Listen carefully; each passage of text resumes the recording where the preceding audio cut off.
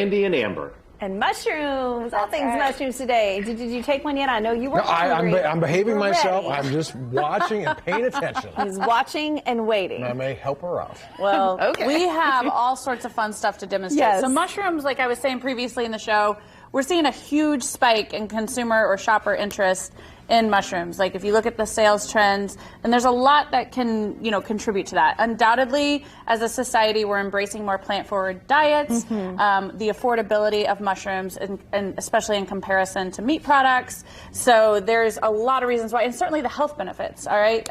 Mushrooms, Monterey mushrooms, they kind of set the standard, a new standard for the entire industry, not too long ago with their proprietary system where they would actually expose the mushrooms to light after they harvested them.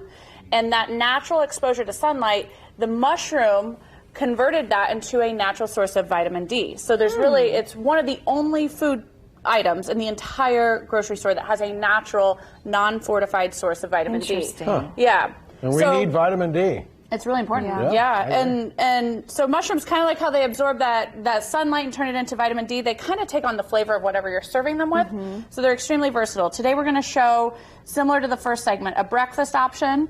We're going to show a snack option, and we're going to show something that would be great for lunch or dinner. Perfect. First step with mushrooms, I always like to educate you all on how to wash your produce. So with mushrooms, it's a little bit different. You don't necessarily want to, run them under cold running water because these gills, they'll just absolutely absorb that water. So gentle running water works, but the way I do it, I just get a damp paper towel and I just wipe off any excess dirt or debris on the mushrooms, and that's all you need to do. That's a good tip. All right.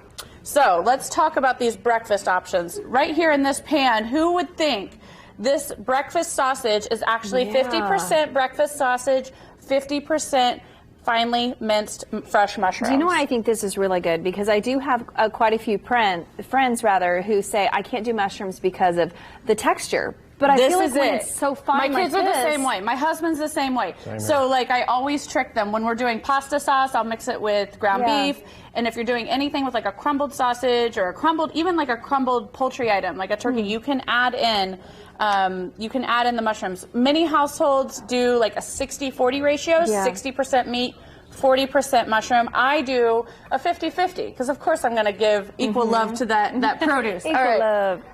So with this crumbled sausage, we're actually going to make, I'm going to put Randy to work here, egg bites. All right, we pay a lot of money for these at Starbucks. You can simply make your own. So I've started these 6 with some spinach. This is the mushroom blend. I've got you set up here with like a nice omelet station. You put your toppings in, and then I'll pour the egg batter on top. All right? Is that just cheese that he has? Yeah, that's Swiss cheese. Swiss cheese and some bacon. Is this bacon crumbles, here, it right? looks like. Bacon crumbles. Bacon. You're right. Yeah. Oh, yum. Let's do that. All right. I like more bacon. So while he's doing that, I'm going to actually show everyone. It's I mentioned earlier, mushrooms can be this great meat substitute. So I roasted 2 portobello caps. You can see they really get smaller when you roast them like that. Oh, yeah, they All right, do. I'm going to transfer these to this cutting board, and I'm going to show you how we're going to turn these portobello caps into a shredded meat substitute. So you literally just take your fork and the tines of your fork, Shred it like shred meat. it like you would, and then we're going to serve this in these taco shells I brought. And see how it just shreds up perfectly?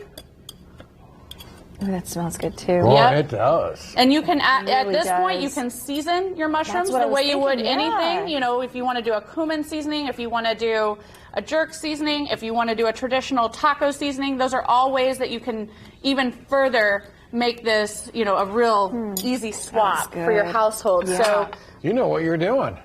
well, sometimes I do. So this is a great base here to serve in your taco shells. And that oven roasting, it almost gets that I caramelization, love just like a carne asada would, frankly. Yeah.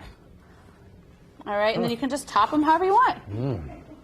And this, that blended sausage mushroom, that would be great in the tacos as well. And then you just top them however you'd like. I've got some of the favorite taco toppings over there if you'd like to dress them up. How are you doing, Randy? You done with yours? Yeah, well, I did a couple there for you. Perfect. All right, so I've got the eggs here. He's done. He's like, I've done 2. I'm done.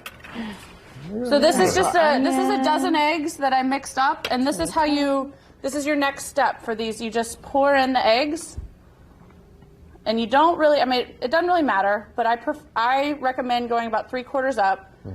After they're going to pop up real big in the oven, and then then they'll kind of deflate a little when you pull them out of the heat. Okay. How long do you have to cook them in the oven? Great question. 350, and I kind of just keep an eye on them, but typically it's 15 to 20 minutes. Okay. 15 to 20 minutes. Perfect. Yes. Good stuff, Lori. I cannot wait to try so much of this. Tacos are done. Going to top with a little bit of guacamole.